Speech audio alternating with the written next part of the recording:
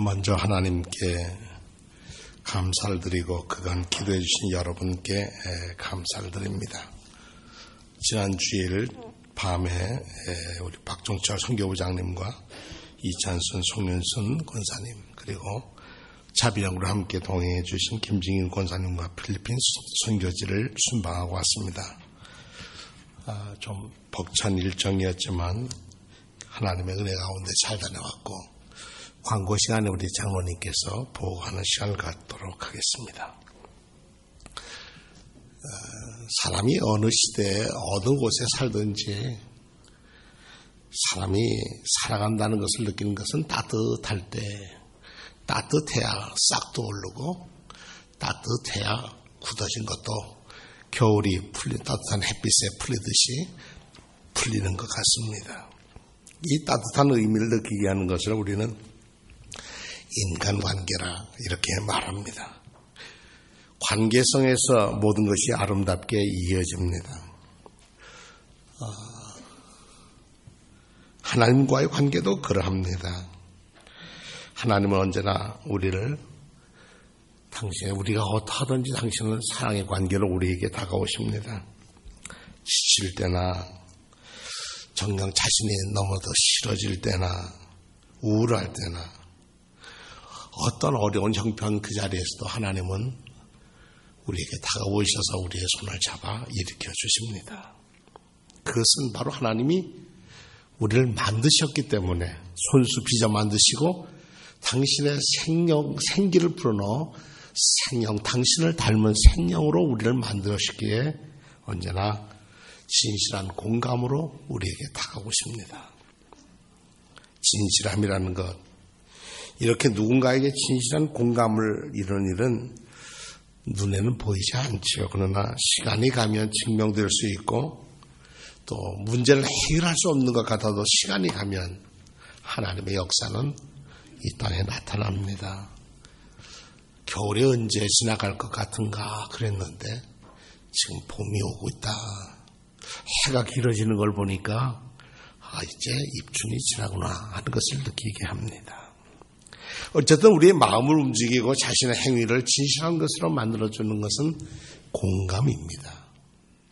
전에도 한번 이 공감에 대한 말씀을 드려줬습니다만은 성경에서 공감에 대한 부분은 많이 있습니다. 그 중에 저는 오늘 누가복음에 있는 율법 교사와 예수님과의 사이에 있었던 공감이 무엇이냐, 그 공감을 어떻게 나눌 것이냐 하는 것은 말씀을 함께 드리려고 합니다.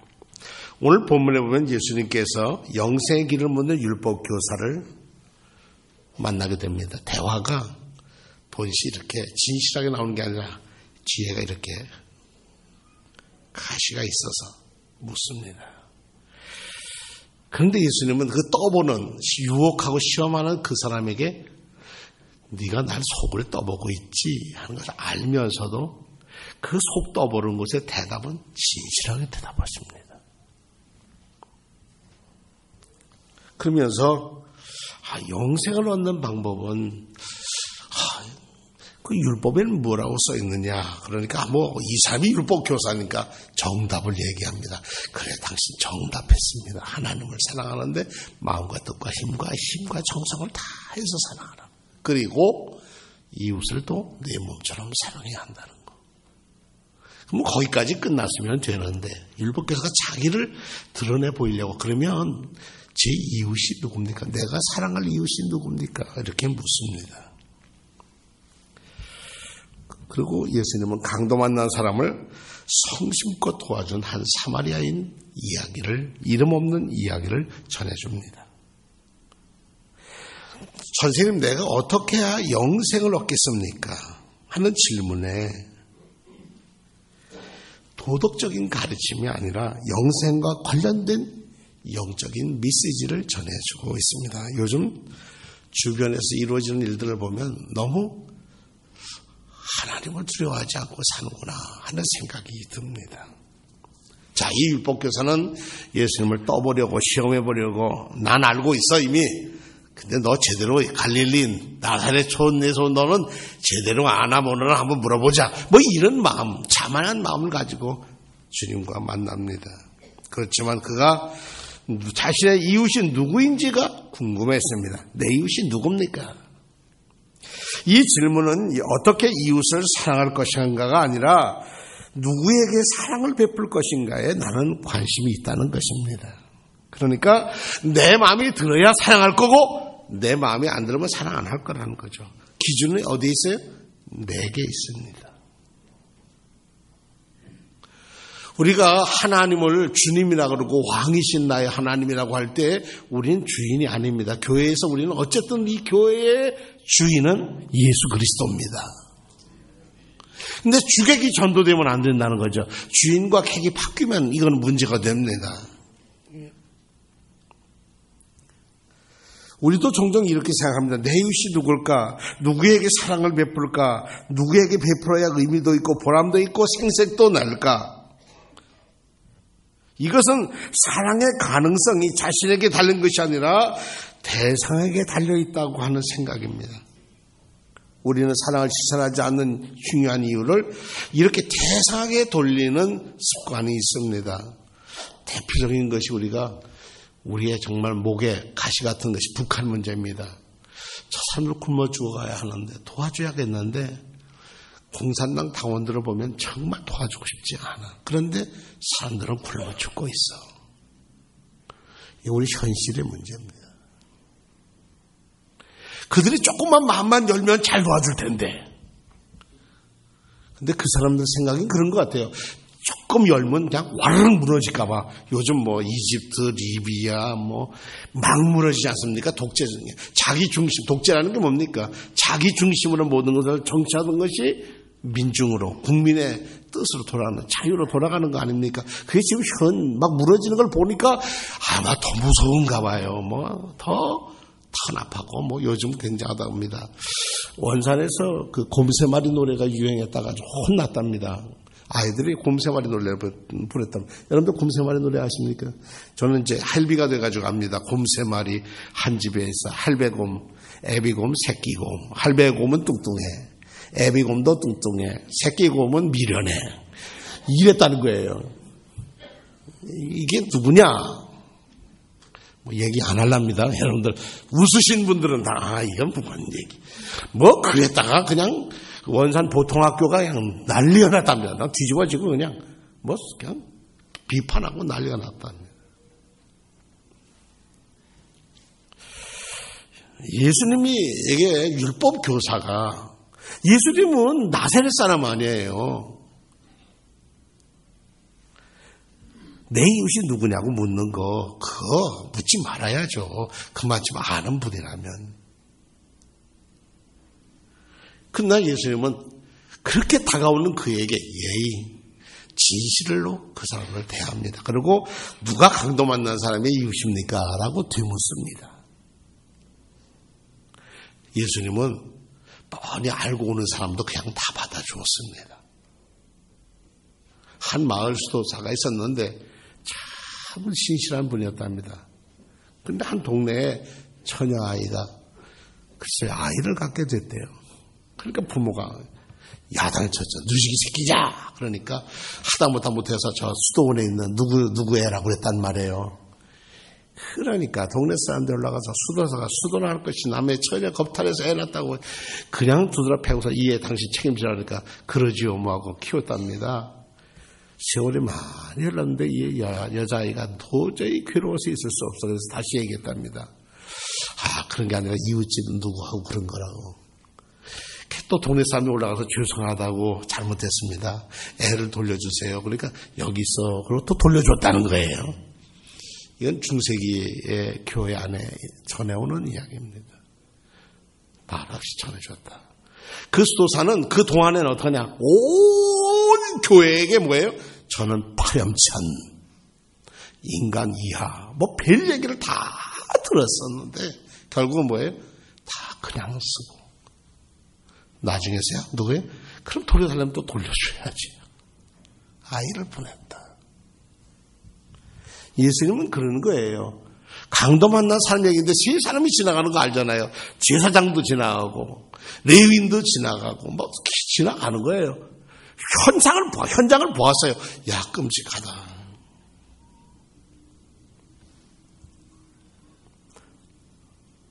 이웃이 되어준다는 표현에 우리는 주의를 기울여야 합니다.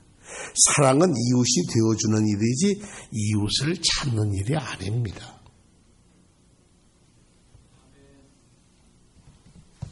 가끔 차를 타고 제 아내하고 다니다 보면 사고난 현장 보면 빨리 차를 세우라고 그럽니다. 왜냐? 그러니까 도와줄 수 있으면 자기가 도와줄 수 있는 거면 도와줄 수 있겠다는데 요즘 이제 사고 현장 잘 도와줘야지. 연기가 나면 시골에 있을 때 이게 불 나는 집들을 봤어요. 이게 닭장에서 불을 나는데 몇만 마리가 그냥 한꺼번에 타 죽는데 참 뭐 잠깐이더라고요. 그 보온도끼로 덮은 거 금방 타더라고요. 사랑을 베풀 만한 이웃이 누구인지를 찾는 게 중요한 게 아니라 그가 누구이든지 내가 그의 이웃이 되어줄 수 있는지가 중요하다는 겁니다. 누가 내 이웃입니까? 라고 물었고 예수님은 그가 누구이든지 내가 그 이웃이 되어주라. 그래야 뭐가 있다고요? 영생의 문제가 풀린다. 우리 인간의 가장 큰 문제인 죄에서 생명으로 옮기는 문제는 어디 있느냐? 이웃을 찾는 데 있는 게 아니라 이웃이 되어주는 데 있단다. 이게 예수님의 가르침입니다. 초대교회를 위해서 중세 오면서 이 로마 가톨릭 교회가 이제 전 교회를 이끌었습니다. 그런데 기도할 때 모든 예배나 모든 기도의 첫 번 기도는 뭐냐면 끼리에 엘레이손입니다. 이는 주님 나를 불쌍히 여기소서, 주님 나를 긍휼히 여기소서, 끼리에 엘레이손, 그리스도의 엘레이손, 그리스도여 나를 불쌍히 여기소서, 주여 나를 불쌍히 여기소서가 첫 기도입니다. 그리고선 기도한 다음에 또 어떤 기도를 하느냐? 빠르체 미히 도미네, 주님 날 용서해 주세요. 그 또 줄여서 그냥 빠르체 도미네, 주님 용서해 주세요. 그게 짧은 기도를 했답니다. 우리는 지금 대표 기도를 하시고 아무리 기도가 길잖아요. 근데 그때는 그렇게 간다는 게 끼리에 주여 나를 불쌍히 여기소서, 빠르체 도미네, 주여 나를 용서하소서, 뭐 이런 짧은 기도를 계속하면서 자기를 기도의 성화, 귀한 은혜의 자리에 들어갔다 합니다. 근데 이 기도의 출발점이 어디냐? 하나님의 자비하심에 내 영혼을 맡기는 거예요. 하나님의 자비하심, 하나님 저 일은 부족합니다. 허물 많습니다. 하나님의 자비하심으로 저를 도우소서. 이런 기도죠. 자, 그러면 우리가 이렇게 어떻게 누군가의 좋은 이웃이 되어줄 수 있을까? 그가 누구이든지 그의 좋은 이웃이 되어줄 수 있는 방법이 뭘까? 찾아야 할 거 아닙니까? 결론적으로 저는 이제 오늘 장로님 보고 가겠습니다만 세 교회를 다녀왔는데 제가 받은 은혜는 세 교회가 기도가 열리더라고요. 할렐루야. 세 교회가 갔는데 다 방언 기도가 열리더라고요. 할렐루야. 세 기도가 다. 그리고 세 교회가 작은 싹이지만 이렇게 생명력이 있다, 희망이 있다 하는 것을 갖고 왔습니다. 뭐 그게 아주 작다고 하지만 그들의 얼굴에 밝음이, 환함이 돌아오고 있다. 자, 제사장과 레위는 피해서 지나갔다고 그랬습니다. 그 사람들, 어려운 사람 도와줘야 하는 거 잘 알잖아요. 제사장도 그렇고 뭐 레위인도 그렇고 어려운 사람 보면 도와줘야 하는 거 아는데 내 일이 더 바빠. 내 일이 바빠. 내가 동정보다 앞선 거죠. 근데 사마리아 사람은 여기에 보니까 강도 만난 사람을 자기 몸처럼 사랑하고 돌보았다. 그 동기가 어디 있을까? 33절에 딱 돼 있는데 그를 보고 강도 만나서 반쯤 죽게 된 그 사람을 보는 거예요. 외면하지 않은 거예요. 첫째는 볼 수 있어야 되는 거예요. 보고 불쌍히 여겨, 측은히 여겨, 가엾은 마음이 들어서 그 마음이 따라가야 한다는 거죠. 누구의 이웃이 되어주는 가엾은 마음이 따라가는 거예요. 종교적인 의무감이나 뛰어난 윤리의식이나 계산된 자선이 아니라 그냥 불쌍히 여기고 가엾게 여기고 측은히 여기는 마음, 자비의 마음으로 어떻게 했느냐? 여기 이제 세 가지 행동을 합니다. 오늘 저는 이 세 가지 행동을 함께 말씀드리고 은혜를 나누고자 합니다. 첫째는 뭐냐? 나귀에서 뛰어내립니다. 나귀에서 내리는 거예요. 자기 편하게 그냥 갈 길 가면 되잖아. 근데 나귀에서 내렸다. 내 마음에 오면 도와야겠다 하고 들으면 바로 내리라는 거죠. 행동을 옮긴 거예요.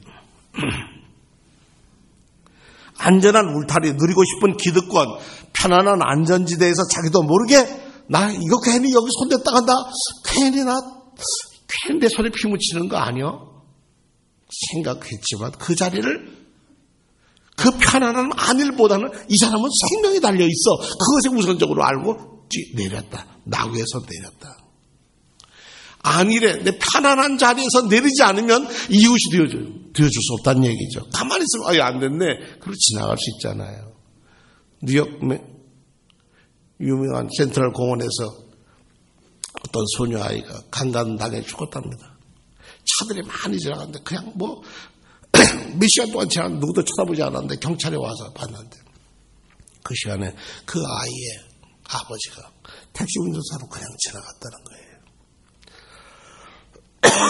아버지도 지나가요. 어려운 환경을 보고 나귀에서 뛰어내렸다. 뭐부터요? 사람 살리고 보자. 좀 보자.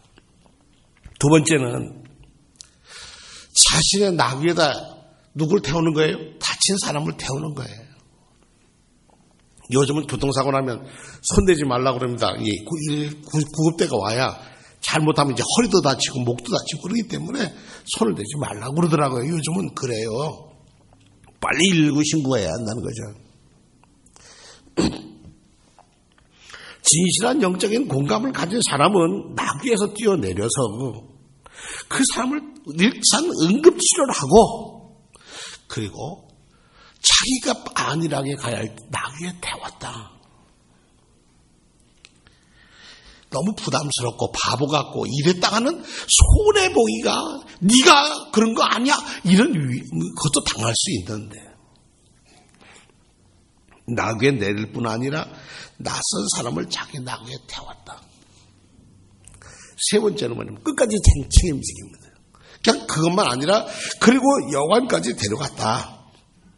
대충 아무 데나 내려놓고 간 게 아니라 여관까지 데려가서 2데나리온을 줬다. 근데 그 당시 여관비는 12분의 1 데나리온이었답니다. 12분의 1 데나리온이 있는데 이 사람 다친 사람이니까 2데나리온을 주고 모자르면 돌아올 때 내가 갚겠다. 우리가 필리핀 선교를 몇 년 했는지 전 모르겠습니다. 제가 와서 13년을 돌보고 있는데 돌보는 교회와 그렇지 않는 교회는 너무나도 차이가 납니다. 얼굴들이 차이가 납니다.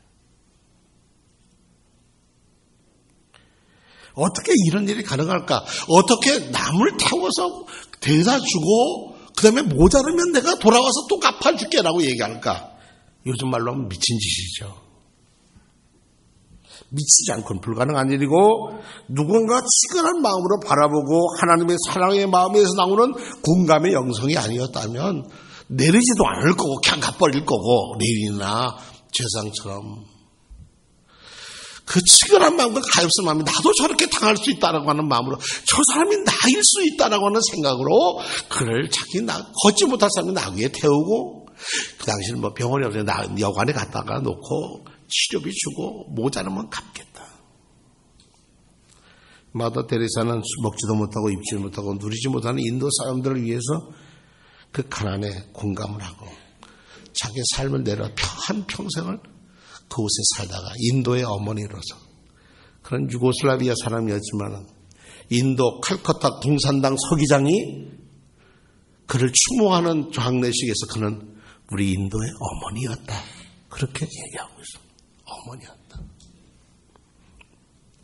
장 바니에라고 하는 사람은 프랑스의 의교관의 아들이었는데 아버지가 카나다 총독이었답니다. 근데 그가 어느 날 교수를 하다가 내려놓고 정박아들 가난한 사람들을 돌봐서 라쉬르라고 하는 방주라는 공동체를 만들어서 캐나다에서 어려운 사람을 도우기 시작했는데 어느 날 라쉬의 이 장반이에게 이 하버드 대학교 신학대학원에서 강의 좀 해달라고 와서 그래서 이분이랑 장지엔이라는 사람이 가서 강의를 했습니다. 그 앞에서 이렇게 아주 곱상하게 생긴 정말 깊은 영성에 보이는 교수 하나가 앉아있다가 강의를 듣 때만 아무 말도 안 하고 있더만 얼마 있다가 그 라쉬를 캐나다로 찾아왔습니다. 그리고 자기는 교수직을 내려놓고 한평생 그들과 지냈습니다. 그 사람이 헨리 나우엔이라고 하는 영성가입니다. 나의 평안과 집은 여기인 것을 내가 알았다. 그러니까 하버드 대학 교수직을 내려놓고 그는 남은 여생을 어려운 삶을 돌보면서 그 속에서 글을 썼습니다. 그가 묵상집을 썼는데 제가 한 짧은 거기서 한번 제가 읽어보겠습니다. 그의 쓴 365일 묵상집에서 제가 따왔습니다. 새처럼 연약한 것 생명은 귀한 것입니다. 다이아몬드처럼 변하지 않기 때문에 아니고 작은 새처럼 연약하기 때문입니다. 생명을 사랑한다는 것은 생명을 연약함을 사랑하는 것을 뜻합니다. 그 생명은 돌보아 주기를 원하고 주의를 기울여 줄 것을 바라고 지도해 주며 그리고 지지해 주기를 바랍니다. 삶과 죽음은 연약함에서 서로 연결되어 있습니다. 새로 태어난 아기와 죽음이 임박한 노인 모두 우리에게 생명의 존귀함을 상기시킵니다. 우리가 상하고 성공과 인기를 누리고 있을 때 생명의 소중함과 연약함을 잊지 않도록 하십시오. 우리 구주 예수 그리스도 그분의 끝없는 죄와 절망과 사슬에서 헤매는 모든 인류의 불행한 삶에 깊이 공감하셨습니다. 하늘 보좌라는 나귀에서 뛰어내리셨습니다. 그 짧디 짧은 삶의 나귀, 불꽃 같은 사랑의 나귀에 사람을 태웠습니다. 그리고 십자가에서 자기 목숨을 내어주기까지 우리를 사랑하셨습니다. 이 모든 길이 깊은 공감으로부터 시작되었습니다. 따라서 내 옆에 있는 누군가의 아픔과 상처와 외로움을 진실로 공감하는 일은 결코 작은 일이 아닙니다. 그것은 진정한 공감일 때 공감의 영성이 나를 바꾸고 너를 바꾸고 공동체를 바꾸고 세상을 바꿀 것입니다. 그런 뜻에서 공감이야말로 세상을 아름답게 거룩하게 바꾸는 혁명의 첫걸음입니다. 한 날에 묵상집에 있는 얘기입니다. 예수는 하늘 보좌에서 나귀에서 내렸다. 이 땅에 오셨다. 이 땅 모든 사람을 대신해서 그가 나귀에 태우고 끌고 어디로 갔느냐. 십자가에서 자기는 죽기까지 자기가 죽음을 당했다. 이것이 진정한 공감이라 그런 얘기입니다.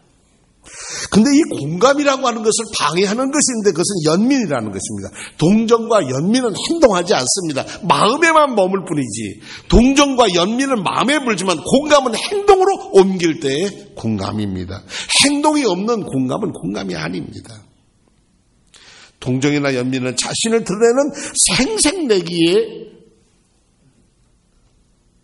상품으로 쓸 수는 있을지 몰라도 불쌍한 사람에게 자선 사업이 되는지는 몰라도 그들의 영혼을 돌보는 일은 아니라는 것입니다. 동정과 연민은 감정에 머무를 뿐 행동으로 옮겨지지 않는다는 거죠.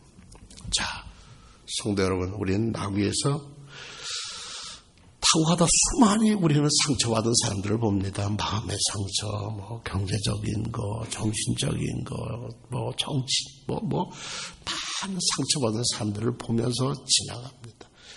목사도 지나가고, 장로도 지나가고, 감독도 지나가고, 다 지나갑니다. 그런데 정말 그 나귀에 내려서 자기를 비워서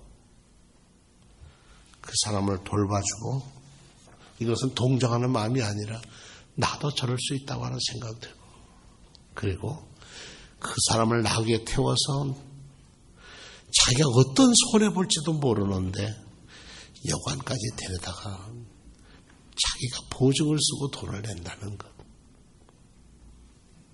그곳에 뭐가 있느냐?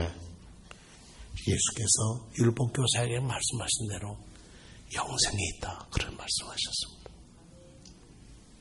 영생은 거저 얻어지는 게 아니라는 겁니다. 그래서 요한복음 3장 16절에 이렇게 말씀하셨습니다. 우리 함께 암송하시겠습니다. 하나님이 세상을 이처럼 사랑하사 독생자를 주셨으니 이는 저를 믿는 자마다 멸망하지 않고 영생을 얻게 하려 하십니다. 하나님이 이 땅에 사람 되어서 내려온 공감, 그 공감을 믿는 사람들이 이 자리에 있습니다. 저도 믿고 여러분도 믿게 이 자리에 있는 줄로 믿습니다. 진정한 공감이라는 것은 하나님의 시선으로 보는 것이고 예수님의 눈길로 보는 것이고 성령의 감동으로 마주치는 것이 진정한 공감입니다. 우리의 연민과 동정에만 머물러 있었다면 우리가 공감의 자리로 우리를 이끄시는 하나님, 그곳에 가야 뭐가 있다고요? 영생이 있단다. 일러주시는 주님의 말씀을 간직하며 살아가는 믿음의 권속들이 되기를 축원합니다. 기도하십시다.